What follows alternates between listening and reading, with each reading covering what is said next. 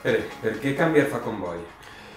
Bueno, és l'eslògan que vaig tirar en campanya i al final, en un procés que no va tant de què farem, perquè al final tots compartim un programa electoral, sinó de qui ho farem i de com ho farem, vaig pensar que calia buscar una frase que resumira un poc quina és la filosofia que pensa que ha de tindre el canvi. Comboi és, primer que res, una paraula valenciana i no és casual la seva elecció. No? És una paraula quasi endèmica com el garrofó, que només gastem així, i amb la qual els valencians el que volen dir és que cal una il·lusió col·lectiva, una manera de fer les coses que genera una il·lusió col·lectiva, no? Fins i tot davant les adversitats. I no em pareix que siga cap frivolitat. Crec que d'aquesta situació només podrem eixir des de la il·lusió, perquè al final la indignació està molt bé i és necessària per actuar, però si no se converteix, si no es transforma en il·lusió, i en aquest cas col·lectiva, genera certa frustració. Canviar fa comboi perquè precisament crec que el canvi que hem de provocar no ha de ser només polític, sinó social. De fet, pensant-ho bé, el lema podria haver sigut a la inversa, el comboi fa canviar. No? En aquesta ciutat, en València, hi ha hagut molts col·lectius que durant molts anys no han esperat que n'hi haguera un canvi polític per actuar i per a transformar la ciutat en àmbits molt diversos. No? I crec que en aquest moment de canvi polític això ho hem de tindre ben present, perquè no és un canvi que s'hagi de produir només a nivell institucional, sinó un canvi que haurà de connectar molt amb el teixit social. I quines urgències té València? Perquè imagina que tindràs moltes idees, moltes propostes, però evidentment València, la ciutat, té unes urgències, no? Quines són? Quines urgències identifiques? La primera urgència de València jo crec que no és programàtica i és transversal, no? I és recuperar precisament l'autoestima, perquè aquesta situació ens ha sumit en una depressió prou profunda i una depressió col·lectiva, que a més està agreujada un poc per la imatge que projecten els mitjans de comunicació sobre nosaltres. A mi em fa molta tristesa veure determinades cadenes com fins i tot se ceben amb nosaltres a partir d'una realitat que és molt clara, no l'hem a negar. Però, com dic, aquesta indignació, si es queda en això, és frustració. Per tant, la primera urgència és recuperar l'autoestima i un poc l'orgull de la ciutat de València. I després d'ahir jo crec que n'hi ha, òbviament, unes prioritats molt relacionades amb l'àmbit econòmic. Quan estem parlant de verdaderes tragèdies socials, jo crec que allò primer és generar treball, generar oportunitats i invertir en justícia social. Després n'hi ha altres factors que més enllà de les obvietats també generen i poden transformar una ciutat, generen canvi. Una és la mobilitat. Jo crec que la mobilitat en València és una de les prioritats, precisament, com dic, per la seva capacitat per a transformar la ciutat. La mobilitat pot generar una ciutat més amable, amb una millor qualitat de vida, pot afavorir el comerç de proximitat, que la gent pugui... A més, en el cas de València, que és una ciutat perfecta per a fomentar un determinat tipus de mobilitat. Correcte, no? València és una... A mi m'encanta el tamany de la ciutat de València perquè és una ciutat no és massa xicoteta, no és massa gran, que si estiguera ben planificat podries desplaçar-te amb certa rapidesa emprant el transport públic i fins i tot caminar. A mi també m'agrada, hem parlat molt de la bicicleta, per exemple, i crec que és important que València aposte per ser la capital mediterrània de la bicicleta, que té totes les condicions, i són òbvies, i per tant no insistiré en això, i que a més pot ajudar a fer relat de ciutat. Però a mi m'agrada també parlar molt del caminar, de gaudir d'aquest passeig per València, que, com dic, afavoreix sectors com el comerç de proximitat. El transport públic també. En aquesta ciutat tot naix i mor en el centre. Si planifiquem el transport d'una manera eficient, els barris poden recuperar vida i no seria poca cosa en aquesta ciutat. Quin relat necessita València? Perquè tu has insistit prou en aquest canvi de relat. Com seria aquest relat? Seria una València més valenciana? Seria una València allunyada de tot el que ha viscut la ciutat durant els últims 25 anys? Almenys tinc clar dues coses. La primera és que el relat que tenia el Partit Popular ha caducat, s'ha desmoronat, s'ha caigut. S'ha demostrat que no era un relat, sinó només era un conte contat i acabat. S'han preocupat molt en construir el decorat, però s'han oblidat de fer la ciutat. I jo crec que la gent s'ha donat compte que aquest conte era una mentida, era fals, i ara que s'ha desmoronat, d'alguna manera s'han quedat en el desencant.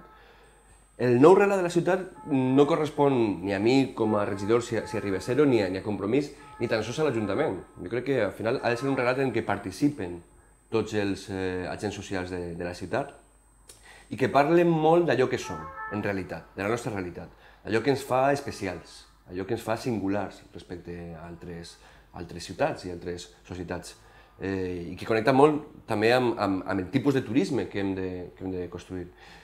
Per dir una frase, jo crec que si hem de fer bandera d'alguna cosa, el proper gran esdeveniment de la ciutat de València ha de ser el benestar, ha de ser la qualitat de vida. I per ahir aniran els tirs del meu relat.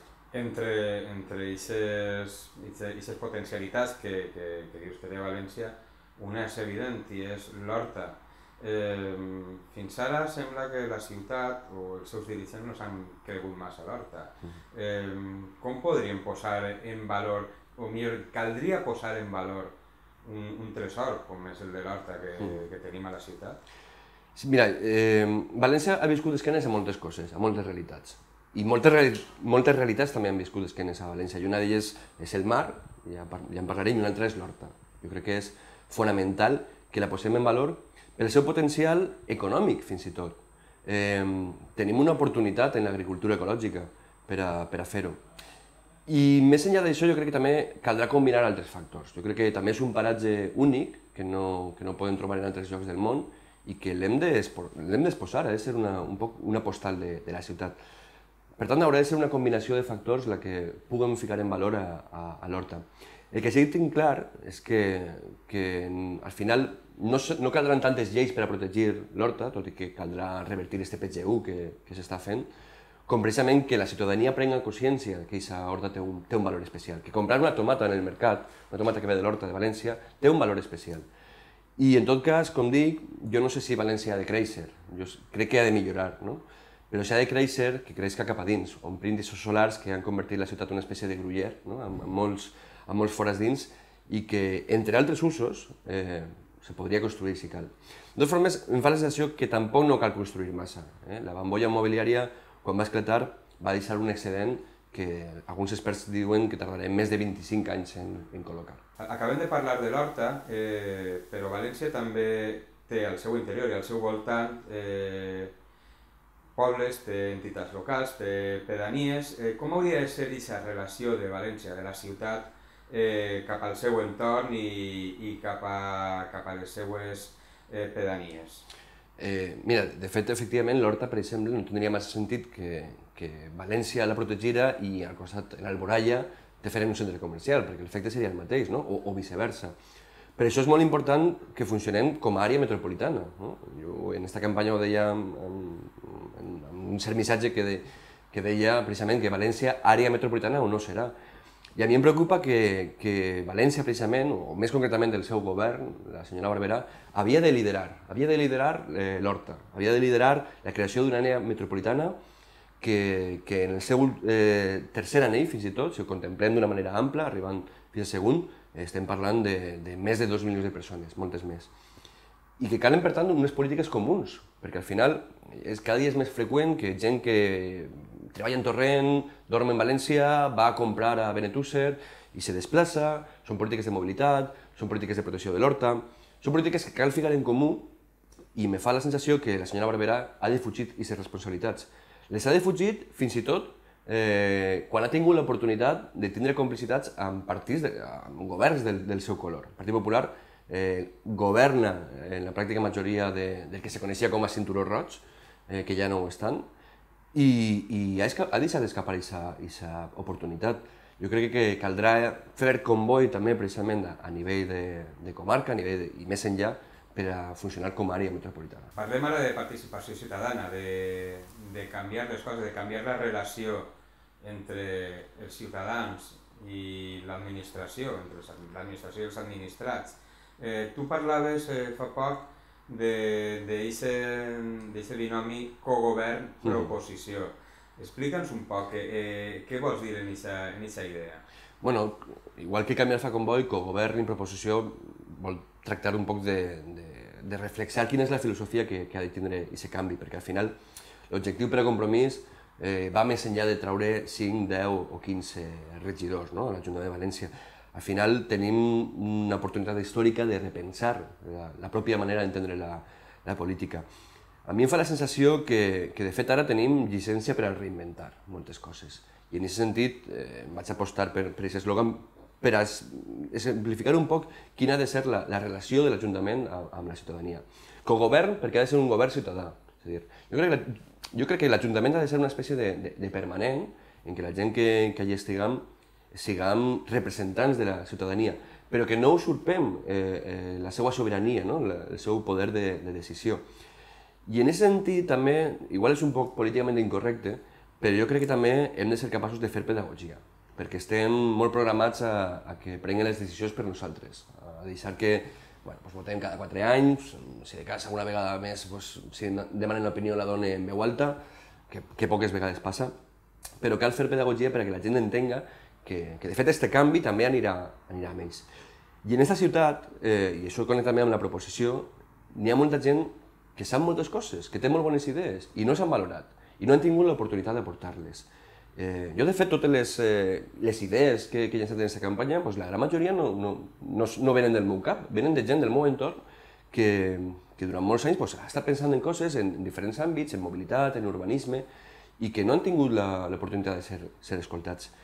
Jo crec que, començant pels representants de la ciutadania, però ampliant tot el teixit associatiu i ciutadà, hem de canviar el xip i tindre aquest paradigma de la proposició, saber que podem aportar i que podem ser escoltats. Perquè aquesta participació no només ha de ser quantitativa, sinó també ha de ser qualitativa. En aquest tema de la participació, en aquest àmbit, i enllaçant també en el procés de primàries en el qual estàs participant, la participació és un clam de la ciutadania, és una percepció que se té i per tant s'ha d'impulsar i s'ha d'amplificar. Com ho veus això? Perquè sí que n'hi ha vegades que parlant amb persones que no tenen cap filiació, sembla com que això de la participació, i sobretot la participació mitjançant els partits polítics, com que no ho acaben de veure, no? Això és una qüestió dels militants o dels simpatitzants, jo que soc ciutadà, ja em va bé el que estan fent. Però clar, és que això connecta amb el que estàvem parlant. Estem programats a que prenguin les decisions per nosaltres. Estem programats a no ser consultats i a que hi hagi una gent, que són els polítics, que són els que decideixen. I tu, si de cas, cada 4 anys revalides o no la teva confiança dipositada en alguna gent. I per tant, també és una postura còmoda per part de ciutadans i caldrà fer pedagogia per a que la gent entenga que això també va amb ells. Però jo crec que també ha estat una domesticació, ha estat una cosa intencionada. I ara ho he comprovat en aquestes primàries. Òbviament, una de les coses que en primàries dona joc és parlar amb la gent del teu entorn i explicar-li, me presente, m'agradaria comptar amb el teu suport. I és de veres que no hi ha una cultura de primàries. De fet, estem innovant en Compromís quan ho estem fent i cal explicar-ho perquè la gent no ho entén. I més encara quan no és triar al cap de llista, que això pots saber-ho pels Estats Units, a la gent hi ha que explicar-ho, però quan ho expliques la gent ho valora i li agrada, perquè veuen que és una aposta arriscada i que estan donant l'oportunitat de decidir. A partir d'ahir l'agarraràs o no, però tu tens l'oportunitat de ser decisiu i cal fer molta pedagogia perquè això siga una constant.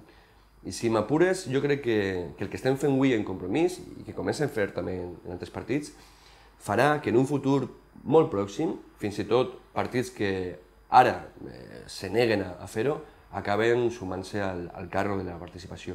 I això serà també un triomf.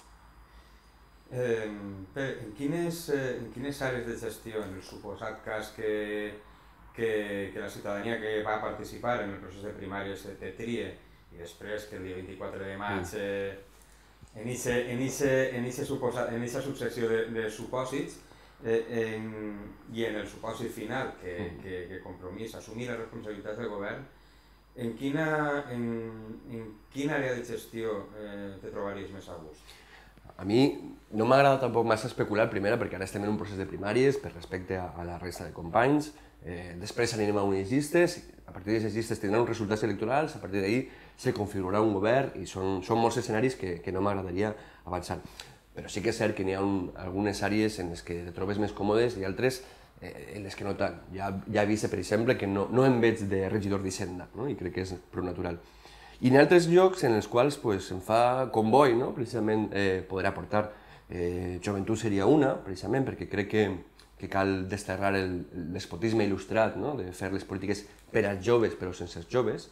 Jo crec que és molt important també perquè suposa d'escola de ciutadania que els sectors més joves de la població comencen a cogestionar i a decidir, a codecidir les seues pròpies polítiques. N'hi ha altres com participació, òbviament, i n'hi ha altres també que em motiven molt com per exemple les festes, no? Jo crec que a més en aquest espai l'esquerra i el valencianisme tenen una assignatura pendent i bueno, he tractat en la meva trajectòria de fer grans esforços per a fer pedagogia al respecte d'això i bueno, estic prou satisfet per la feina feta i m'agradaria fer-la també a nivell institucional. Tot i que també crec que seria molt important que el pròxim president de Junta Central Fallera de València no fos un regidor, sinó que fos precisament designat pels propis fallers. Crec que és una de les coses en les quals hem d'avançar, empoderar a aquest món que ha estat moltes vegades segrestat per una dreta que ha vist tot el seu potencial, també amb la complacència d'una esquerra que se va apartar en un determinat moment, i si volem que aquestes falles siguin un motor, com poden ser, i un factor d'integració de tota la societat real i plural, haurem de deixar que el món faller visca el seu propi camí. Pere, per què t'haurien de recolzar els electors que s'han inscrit en aquest procés de primaris de Compromís? Bueno, deixarem que sigui la gent la que triï els motius, però sí sé almenys el que vull aportar, no? I una que bueno, crec que s'ha de dir perquè cal donar visibilitat és que tinc 32 anys i soc part d'una generació que li diuen la generació perduda. Jo dic que és una generació perduda però que ens van a trobar. I a més és una generació que ha patit molt, especialment, els efectes d'aquesta crisi estafa i crec que es mereix un protagonisme també en l'hora de fer el canvi, no? A més és una generació que té molt a veure amb l'ascens de Compromís i per tant crec que és just que es vegi reflexada. Si en això puc ajudar, ho faré. Però a banda d'això, efectivament, hi ha altres coses que m'agradaria també aportar. Molta de la meva campanya ha parlat de la participació, i aquesta participació té molts fronts, però un d'ells són les xarxes socials. Jo he treballat molt de temps en aquest terreny i crec que si volem convertir la política en una conversa, no? com hauria de ser, les xarxes socials seran unes aliades. I després hi ha un tercer factor que a mi també em pareix important, que és la visió valencianista. El valencianisme ha sigut un problema durant molts temps, i més que el motor que havia de ser. I ara tenim l'oportunitat que siga el motor que hauria de ser. Jo crec que, des de fa ja uns quants anys he tractat modestament de contribuir a un nou paradigma valencianista, a un nou discurs més modern, fins i tot més urbà, un valencianisme reconciliat, de construcció, modern i modernitzador. I a més, en certa satisfacció, crec que avui en dia està consolidat i que ha pogut desplaçar altres paradigmes de crispació que avui en dia no estan descatalogats. M'agradaria que aquest canvi també fos en clau valenciana i per tant m'agradaria aportar aquesta visió valencianista amb normalitat. I per últim, si cal, ara es parla molt de nova política. Jo no sé si és nova o bona, si és nova o vella, perquè al final sempre n'hi haurà una de política que serà més nova. Però sí que és la política que he tractat de fer amb naturalitat durant molt de temps. Ho deia l'altre dia en un acte. En política, en aquests anys que he participat, he après moltes coses. Però també, els últims anys m'ha tocat desaprendre moltes, perquè n'hi havia coses que ja sabia de la meva vida particular, de la vida associativa fins i tot, que ens havien dit que no eren vàlides en la política tradicional. I tenim l'oportunitat ara de ser normals, d'actuar amb normalitat, de donar-li certa humanitat a la política, i és un espai en el qual jo em trobo prou còmode i també m'agradaria